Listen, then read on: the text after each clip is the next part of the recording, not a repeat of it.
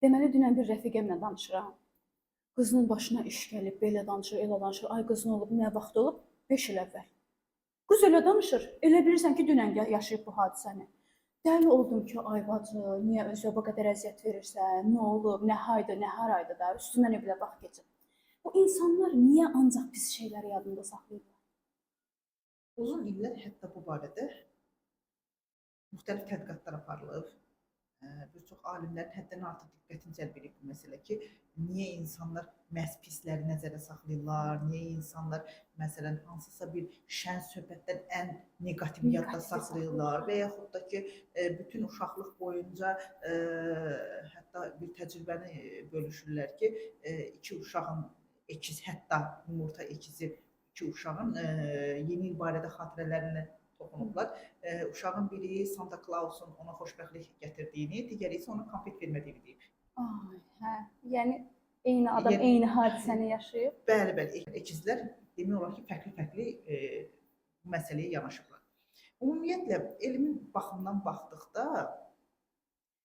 insanların pislikləri yadda saxlaması daha çox müdafiə mexanizmindən meydana çıxır. İnsan yaddaşının istifadə təlimatını bilmədiyinə görə mütəxəssislər bunu belə bu şəkildə izah edirlər. Mütəxəssislər bildirirlər ki, insana verilmiş yaddaş ən böyük nemətdir və yaddaş bizi keçmişin neqativliyindən təcrübə olaraq istifadə edərək gələcəyi şəkilləndirmə funksiyası daşımalıdır. Nəinki keçmişin neqativliyini emosional olaraq yaşayaraq gələcəyə kin tutaraq bu günü tükəndirmək istiqamətində olmamalıdır. Həm bu günü məhv edir, həm gələcəyi məhv edir. Bəli, bəli. Hətta daha da irəli gedərək 5+1 magiyası deyilən bir məsələ var. 5+ magiyası nə deməkdir? Bu məsələyə görə insanın bir negativi zehnindən silməsi üçün 5 möhtəşəm və inanılmaz gözəl hadisə olmalıdır. Nə maraqlı. 5 hadisə. O deyirlər imtahanda 3 səhv bir düz aparır. Bizim burada bircə dənə neqativimiz 5 gözəl xatirəmizi özünə silib aparacaq. Və silib aparmaq da o yana dursun. 5 dənə möhtəşəm hadisəni xatırlamalısınız ki, sizin o bir nəfər haqqında pis xatirəniz və düşüncəniz sıradan çıxsın. Məsələn, əgər uşaq vaxtı atam məni döyübsə, mənim atam haqqında 5 dənə gözəl xatirəm olmalıdır ki, onun məni döyməsi xatirəsi mənim zehnimdən silinsin.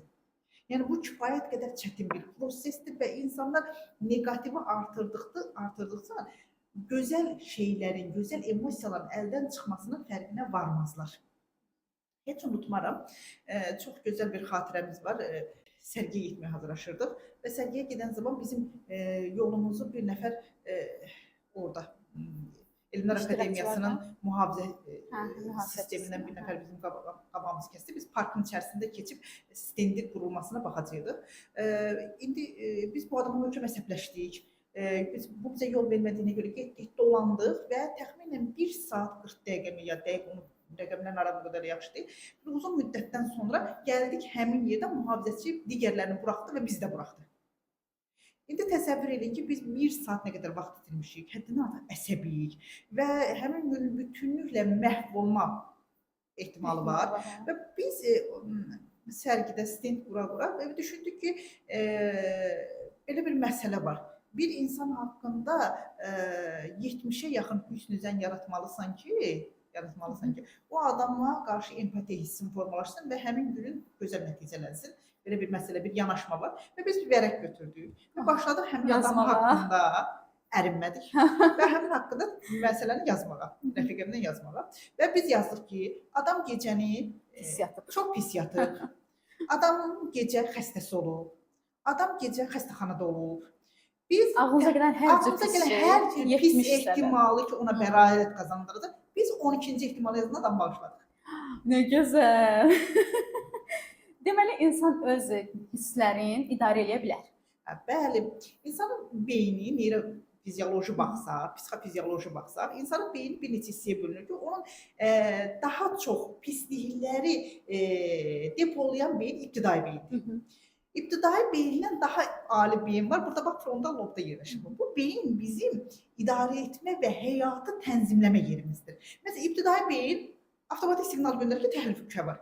Frontal beyin nə qədər inkişaf eləyibsə, nə qədər sivildirsə, onu sakitləşdirir ki, panik eləmə. Burada elə bir məsələ yoxdur. Bəs yaxşı, bu frontal beyin bizim qəsdimizə durmurmu sizcə? Bəs biz hər şeyin üstün örtsək, hər şeyi bağışlasaq, keçsək, onda qarşımızdakı ancaq bizi manipulyasiya edəcək. Bəli. Bu barədə də çox qəşəng bir yanaşma ola bilər. Məsələn, ibtidai beyin, əvvəl birinci ona baxaq görək ki, ibtidai beyin ümumiyyətlə bunu depolamaqda dərdi nədir? Hə, niyə? Bax, niyə? Pislikləri biz depolayırıq. Bizim pislikləri depolamamız bizim orta əsrlərdən, uzun müddətli müharibələrdən, daha başımıza gələn çox pis hadisələrdən qaynaqlanır. Yəni bu kollektiv şuurdan, Jung-vari yanaşda kollektiv şuurdan qaynaqlanır. Mən bilirəm, mənim nənəm 1941-45-i yaşayıbsa, mənim avtomatik olaraq kollektiv şuurumda bir müharibə xatirəsi var. Və bu müharibə xatirəsinə görə mən daim necə deyirlər, hazır vəziyyətdəyəm və məsələn bu hazır vəziyyət özü necə bir üzə verə bilər? Qidaları toplaya bilərəm, ondan sonra əşyalar toplaya bilərəm, nəyisə atmaram. Davamlı olaraq pis xəbərlərə baxıram. Hətta alimlər deyirlər ki, insanlar neqativ xəbərləri daim izlədiklərinə görə 20-ci əsrin sonlarına doğru xüsusi müxbirlər və jurnalistika formalaşdı ki, insanlara neqativ xəbərlər tirajlasınlar. Çünki ancaq onun marağındadır. Bəli, niyə onun marağındadır? Çünki insan ibtidai beyninlə gələcək üçün baza qurar. Gələcək üçün informasiya toplayar. Biz hətta keçən dəfə kitabların mütaliəsində biz dedik ki, insan kitabı niyə mütaliə edir? İnsan kitabı ona görə mütaliə edir, neyrofizioloji yanaşanda. İnsan pis və təhlükəli anlar üçün informasiya ehtiyatı görür. Hər ehtimala qarşı. Hər ehtimala qarşı bu hadisə mənim başıma gələ bilər və bu hadisəyə mən özümdə bir informasiya ehtimalım olsun ki, qərənfilin başına bu hadisə gəlir. Mənim başıma gələrsə necə baş verə bilər? Və insan ibtidai beyindən çıxdıqdan sonra ki, təəssüf ki, sivil şəkildə böyük şəhərlərə, megapolislərə daşınmışıq, 21-ci əsrdə yaşayırıq və insan hələ də ibtidai beynin saxlayır ki, müharibələrlə və digər vəhşiliklərlə qarşımıza çıxır və insanın ibtidai beynin frontal loba tabi olmur. Yəni bu nəzarət sisteminə daxil olmur. Nəzarət sistemi onu inandıra bilmir ki, əzizim 21-ci əsrdir və sən şəhərdəsən, burada ay yoxdur. O isə ay haqqında, meşələr haqqında informasiya oxur, xəbər oxur ki, filan şəhərdə, filan yerdə, meşədə ay filankəsi parçaladı. Və bu zaman, insan o zaman ibtidai beynin pisliklər katalogını cıracaq ki, katalog deyirəm mən, pisliklər kataloqu. Burada bu baş verə bilər, bunu hər rəng-bərək pisliklər var orada. O katalog çox qalındır və bəzilərində cild-cilddir, bəzilərində kitabxanalar, o kataloglar kitabxanalara vurulur. Və o kataloglar o zaman cıracaq ki, o insan başa düşəcək ki, həyat onun topladığı informasiyalarla tənzimlənmir və hər yaşanan gün yeni gündür, hər bir təcrübə yeni təcrübədir və hər bir yeni təcrübə o biri təcrübənin təkrarı deyil. Hərəsinin öz yeri var. Bəli, bəli, bəli. Bəs yaxşı, manipulyasiyanı bura qatanda necə olacaq? Hə, bax belə bir qəşəng bir sual meydana çıxır ki, bəli, mən pislikləri kataloqlaşdırıram. Kataloqlarımı yandırdım. Yandırdım kataloqları. Bəs mən necə edəcəm ki, məsələn, mənim qonşum pis adamdır. Onun mən pisliklərini yadda saxlamamalıyam. Bəli, bu halda bizim sağlam şəkildə yenə frontal lobumuzdan meydana çıxan bir məsələ, bir proses meydana gəlir ki, o iradəvi olaraq mən şəxsi sərhədlərimi düzənləyəcəm. Məsafə qoyacam. Şəxsi sərhədlərimi nizamlayacam. Bəzən sosial şəbəkədə qarşımıza çıxır insanlar tez-tez deyirlər, filan kəs narsistdir, bəhman kəs belə elədi, filan kəs məni hadisələri, mənim həyatımı bu şəkildə manipulyasiya elədi. Əziz insan, insanların insanları manipulyasiya eləməsi üçün birinci növbədə insanın sizi tanıması mütləqdir.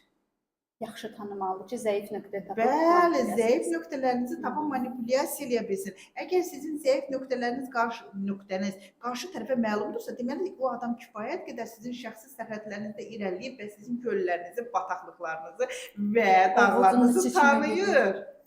Deməli, ona sən özün icazə vermirsən ki, gəl məni manipulyasiya ilə, xahiş edirəm. Bəli. Bu baxımdan siz sağlam şəxsi sərhədlər çəkməlisiniz. Nəinki, məsələn, yazır ki, mən nə edə bilərəm ki, mən tez unuduram, mən çox ürək yumuşağam və bu ürək yumuşaqlığından daim əziyyət çəkirəm. Ona deyim ki, əzizim, bu ürək yumuşaqlıqdan yox, qeyri-sağlam şəxsi sərhədlərdən qaynaqlanır. Çox qəşəng. Bəs yaxşı, bu prosesin bir də əks tərəfi var. Nə olur olsun, ancaq qəşəng şeyləri yadında saxlayan adamlar. Bax, onların, necə deyim, problemi nədir? 1913-cü ildə Amerika yazıçı Porter tərəfindən Pollyanna kitabı yazıldı. Daha sonra isə Pollyanna bütün uşaq ədəbiyyatı sevərlər tərəfindən, digərləri tərəfindən hətta çox sevildi, böyük tirajlarla satıldı. Pollyanna kim idi? O da simvol. Bəli, Pollyanna çox gözəl, yumşaq idi, ürək yumşaq idi. O xalasının yanında, daş ürəkli xalasının yanında böyüməyinə baxmayaraq ətrafı işıq saçdı, mərhəmət saçdı və insanları öz mərhəməti ilə, sevgi ilə necə dirildə biləcəyini kitabda ön plana çəkdi. Kitabda o hüsnü zənnin, o bədgümanlığın yerini tutan gözəlliyin qələbəsini görə bilirik. Amma tezliklə psixologiyada Pollyanna sindromu deyilən bir sindromdan bəhs olunmağa başladı. Bu sindrom nə deməkdir? Hardasa 70-ci illərdə meydana çıxdı bu sindromdan bəhs etməyə başladılar. Bu sindrom budur ki, insanlar davamlı olaraq pis hadisələrdən yayınaraq dünyaya çəhrayı yeni arxasından baxırsa, bu daha çox insanın reallığı inkarından meydana gəlir. Necə ki, bütün hadisələrdə və bütün məsələlərdə qızıl ortanı tutmaq mühüm məsələ olduğu üçün burada da qızıl ortadan sapma var. Yəni hər şey əladır deməyin kökündə pis hadisələrin olma ehtimalının zehnindən silinməsi baş verir. Və bu zaman nə vaxtsa həmin adamlar bu Pollyanna sindromu ilə hərəkət edən insanlar ki, çəhrayı eynəkdən dünyaya baxırlar, bir gün eynək qırılır. O eynək qırılanda bütün dünya töküləcək başına. Bəli. Bəzən bu adamlar hətta o daha dəhşətli ağır depressiyalarla üzləşirlər. Bu zaman depressiyanın məşqi getmir. Ümumiyyətlə kədər, mənfi emosiyalardan qaçış insana nə isə qazandırmaz. Mənfi və emosiyalardan kədər, sıxıntını xırda-xırda məşq eləmək lazımdır ki, daha böyük hadisələrə hazır olaq. Çünki dünya davamlı olaraq möhtəşəm hadisələrdən ibarət olmayacaq. Biz burada təəssüf ki, müəyyən dövrdən sonra əzizlərimizi itirməyimizdən üzləşəcəyik. Təəssüf ki, bəzi xoşagəlməz hadisələrlə üzləşəcəyik və dünya davamlı olaraq Pollyanna kimi bu adam rəhmətə getdi, oturum gülümsəyim deyil. Yəni, bu deyil, həyat bu deyil. Və bundan ötürü də o kiçik-kiçik kədərlər, kiçik-kiçik sıxıntılar və o həyatın digər kədərli tərəfi bir növ psixologiyamızı daha böyük hadisələrə alışdırır və bizi reallığa daşıyır. İnsanın psixologiyasının ayağı reallığa dəyməyəndə insan avtomatik olaraq həyata emosional baxış sərgiləyir. Bu emosional baxışı isə hisslərin ağalığı ilə nəticələnir ki, ağıl orada yavaş-yavaş zəifləməyə başlayır. Məsələn, bunu orta əsrlərdə Avropada zənginlər arasında böyük bir tendensiya almalıdır. Zənginlər elə bir həyat tərzinə, hedonizmə yuvarlandılar ki, onlar yoxsulları şəhərlərin kənarına daşıdılar. Bütün dünyanın əzab və əziyyətlərini özlərinə hördülər. Hətta kişilərin parik qoyması Avropada bununla nəticələndi. Çünki göz keçərliklərini ördülər. Makyaj çox ciddi şəkildə yayıldı. Ətir ciddi şəkildə yayıldı ki, bu indiki həyatımıza elə bir inteqrasiya olub ki, biz elə başa düşürük ki, makyaj və ətir bizim həyatımızın bir hissəsidir. Bu həmin dövrdən qalma məsələdir ki, insanlar bütünlüklə qocalmanı, qırışmanı, ölümü tamamilə öz həyatlarına inkar edib çıxartdılar. Məsəl üçün, bunun ən bariz nümunəsi ədəbiyyatda Dorian Gray'in portret əsəridir. Yaxşı, yaddaş bizə bilirik ki, lazımdır. Yaddaşımız olmasa insanın üzü məhvə gedər. Bəs biz bu yaddaşımızı idarə eləməyin hansı bir texnikası varmı ki, bizə biraz rahat olsun, hisslərimizi biraz cilovlayaq, yaddaşımızı biraz tənzimləyək? Rus alimlərindən biri deyir ki, əgər yaddaşımız olmasaydı, hafizəmiz olmasaydı, insan dünyaya hər an yenidən gəlmiş kimi hiss edərdi. Elə film də var hər an. Bəli, hər an yenidən kəşf edirsiniz, yenidən həyəcanı yaşayırsınız, yenidən emosiyalar yaşayırsınız. Hafizə daha çox bizim keçmiş təcrübələrimizin gələcək üçün mənbəyi rolunu oynayanda möhtəşəm nəticələr verir. Bu zaman insan üçün mühüm məsələ emosional yaddaşın idarə olunmasıdır. Emosional yaddaşın idarə olunması haqqında ciddi tədqiqatlar aparılır və emosional yaddaşın idarə olunması emosional zəkadan qaynaqlanır ki, emosional zəka bizdə konkret olaraq hisslərin sərhəddi və hissləri tanımadan gedir. Məsələn, burada necə baş verir? Mən hisslərimi tanıyıram. Bu təbii ki, uşaqlıqdan uşaq tərbiyəsində də möhtəşəm, yəni rol oynayan valideynlərdən də qaynaqlanır. Valideyn uşaqdan yemək yeyəndə belə soruşanda ki, yemək sənin xoşuna gəldimi? Ona söz azadlığı verəndə, onun hisslərini, ona bu yeməyi yeyəcəksən, yox, bu yemək sənin xoşuna gəlirmidən sadə texnikalarla başladıqda insan yavaş-yavaş emosional zəkasını inkişaf eləməyə başlayır ki, emosional zəka bizə emosiyalarımız haqqında ağıllı məlumatlar verir. Bu ağıllı məlumatlar gələn zaman mən ibtidai beynimin mənə göndərdiyi həyəcan siqnallarına fikir vermirəm.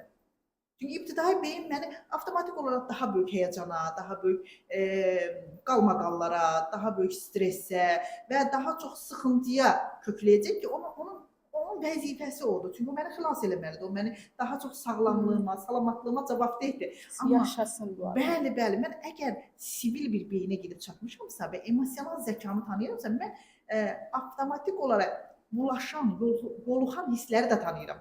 Özümüzə sual verməliyik onda. Mən bu hadisəni yaşayıram, nə hiss edirəm? Nə hiss edirəm və bu mənim hissimdir, yoxsa qərənfilin hissidir?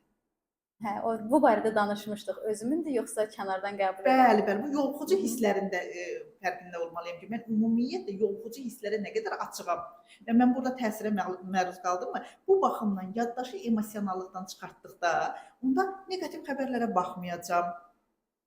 Çünki neqativ xəbərlərə baxaraq mən emosional yaddaşımla daha çox informasiya topladığımın fərqində olurum. Yaxşı, bəli, bildik. Moskvada sel daşqını baş verir. Bu sel daşqınının mənim üçün nə əhəmiyyəti var ki, mən bunu bu qədər izləyirəm?